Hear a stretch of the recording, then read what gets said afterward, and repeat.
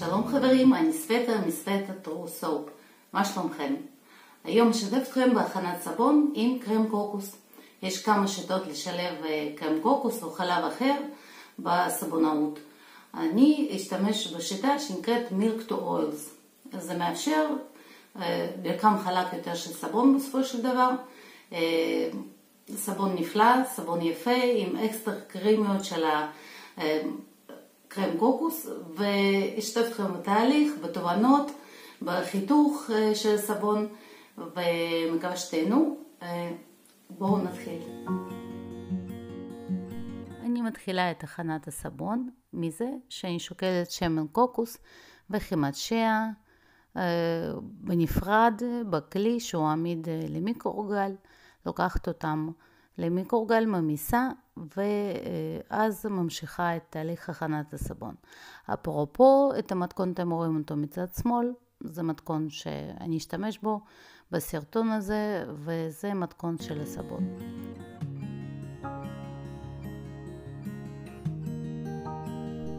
כאשר החימות נמסו ושמן קוקוס וחימת שיה, אני מוסיפה את חימת קקאו, והיא נמסה מעצם החום של השמנים שכבר המסתי אותם. זה יותר חכם פשוט למנוע חימום מיותר של חימה. אתם רואים, עכשיו אני מוסיפה שמן זית ושמן קיק. השמנים הנוזליים בעצם מקררים את התערובת של שמנים. סודה קאוסטית, אני שוקלת אותה בנפרד, מאוד נוח. אם יש עודף אפשר לקחת תמיד. ואת החלק של המים שהוא בערך כמה גרמים יותר גדול מהמשקל של הסודה, אני שוקלת בנפרד. מים קפואים למעשה חליטה. מוסיפה את הסודה בכמויות קטנות וממיסה את הקרח. יש אנשים שאומרים שזה לוקח זמן שהקרח נמס. מבחינתי זה הרבה יותר קצר מבחינת הזמן מאשר לחכות שהכל יתקרר. שימו לב, אני משתמשת בקרם קוקוס שיש בו רק קרם קוקוס ומים. מאוד חשוב להימנע מכל מיני תוצרים של קוקוס שיש בהם מעצבים או כל מיני חומרים משמרים. כשפותחים את הקרם קוקוס, תסתכלו מלמעלה, יש מין שכבה של שמנים שצפו. מאוד חשוב לערבב טוב טוב, כמה שאפשר כמובן, שזה יהיה כמה שיותר אחיד. אני שוקלת את הקרם קוקוס בנפרד, אפשר לראות את הגושים שלו, וזה עוד יתרון להוסיף את הקרם קוקוס ישירות לשמנים. תכף אני אסביר גם כן למה. אני מוסיפה כמובן חמר לבן ושיבולת אלקלואידית, אני אוהבת אותם מאוד בסבון, וסודיום לקטט, זה מלח, אפשר להוסיף אותו גם לשמנים, לא חייבים למים. אז עכשיו עם הבלנדר אני מערבבת הכל לתערובת אחידה, ללא גושים. זה מאוד חשוב לערבב שלא יהיו גושים אחר כך בסבון. עכשיו אני מסננת את התערובת של מים עם סודה קאוסטית, נשארו כמה קריסטלים שלא נמסו, וזה בסדר. מגיעה לאמולסיה יציבה, יש לכם עכשיו הלינק לסרטון לגבי האמולסיה של הסבון, מה איך לזהות ואיך להתנהג בהתאם. אז מגיעה לאמולסיה ומחלקת לפי העין חצי חצי. בחצי הראשון אני מוסיפה תמצית ריח של ברמבלברי שנקראת שמפניה, ריח מאוד נעים, ומוסיפה חמר ורוד ישירות ככה לתוך הסבון. אני לא משרה את החמר לפני במים, יש מספיק מים בסבון, התריס מאוד נוח, אפילו דק מאוד, ואפשר לערבב עם הבלנדר ולשבור את כל הגושים בלי להגיע לגוש אחד גדול של סבון. מוזגת את החלק הוורוד, אני רוצה ללכת על עיצוב כזה מאופק וסולידי של הסבון הזה בלי יותר מדי השתוללויות, וזה גם עיצוב שגם מתחילים יכולים להתמודד איתו יפה. לחלק השני של סבון אני מוסיפה טיטניום דיאוקסיד שלי נמס במים, ואת החצי השני של תמצית ריח.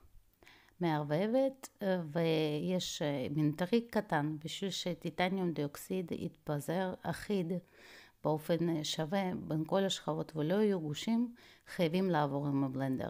לכן חשוב לעבוד בטרייס מאוד קל. אז אחרי שאני רואה שטיטניום מתפזר, אני ניגשת לחלק הוורוד ונותנת לו מין טקסטורה כזאת, מרימה מצדדים לכיוון המרכז את הסבון, ואחר כך עם הספצ'ולה בעדינות מגובה נמוך מוזגת את החלק הלבן או בהיר יותר של הסבון. אני עושה ככה בשביל לא לשבור את הטקסטורה של השכבה הראשונה, וגם בשביל לא לגרום לבועות אוויר להיכנס שם לתוך הסבון. שאריות של סבון ורוד אני מפזרת במרכז של הסבון, עושה מין סווירל של שמיניות כזה, ומחליטה שזה צנוע מדי. ואז אני מרימה את הקצוות של הסבון לכיוון המרכז בעזרת הכפית, לוקחת עלי כותרת של ורדים וכזה בורדו סגול כזה, ומפזרת באמצע. אני גם מטביעה את העלי כותרת בתוך הסבון, כי אחר כך בחיתוך העלים שלא נדבקו לסבון פשוט ייפלו. אז חשוב להטביע אותם מעט בסבון בשביל העלים יתפסו טוב בתוך הסבון. הנה תסתכלו איזה יפה הסבון יצא, ממש חתיך ומאוד מריח מצוין. אני מכניסה את הסבון לתנור שחומה מראש ל-75 מעלות ומשאירה אותו עד שהסבון מתקרר בתוך התנור, זה נקרא CPOP. בערך 24 שעות מאוחר יותר אני בודקת את הסבון, הוא קשיח ואני מחלצת אותו מהתבנית די בקלות. אתם רואים העלים, עלי כותרת של הורדים שלא נדבקו נפלו. יחסית יש לו הרבה, אבל רק שתיקחו בחשבון שהם יכולים ליפול. כשאני חותכת סבון עם עלים או פרחים על החלק העליון שלו, אני שם אותו על הצד.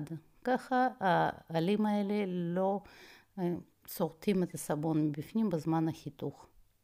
וכמובן זה רגע מאוד מרגש, חיתוך של סבון, ויצא לי סבון מאוד יפה. הגל הוורוד הזה באמצע נשמר, אפשר לראות, אם תסתכלו איזה מעניין זה ומגניב, והסבון מריח מצוין, חלק ואין בו גושים, הוא אחיד לגמרי לחלוטין ומאוד מאוד יפה. אני מרגישה שסבון מספיק קשה, אני מתחילה להוריד לו פינות.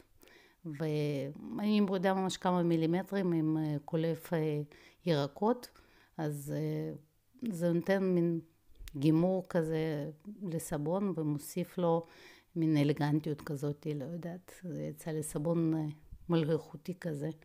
אני חושבת שעם החלק העליון, עם החלק הלבן, הייתי צריכה לחכות עוד כמה דקות ולהרים אותו קצת יותר, כאילו לעשות גל יותר כזה משמעותי לכיוון המרכז, כי הוא יצא לי די שטוח. למרות שלא נורא, אני מחליטה לנסות להחתים את הסבון, ובהחתמה רגילה אני רואה שהסבון מתרומם ונשבר עם החותמת. אוקיי, יש עוד אופציה, זה לקחת ניילון נצמד ולנסות להחתים דרך הניילון. אני מנסה ובעדינות לוחצת ומגלה שכן, הסבון עוד לא מוכן להחתמה. אתם רואים עוד A די נשברה. אז אני נותנת לסבון עוד יומיים שלושה ואז אני אחתים אותו. אז תראו אותו שוב, סבון מהמם, מריח טוב, עם אקסטרה פינוק בפנים. פשוט מאוד נהנית להכין אותו, מקווה שאתם נהניתם לראות. אז ביי בינתיים.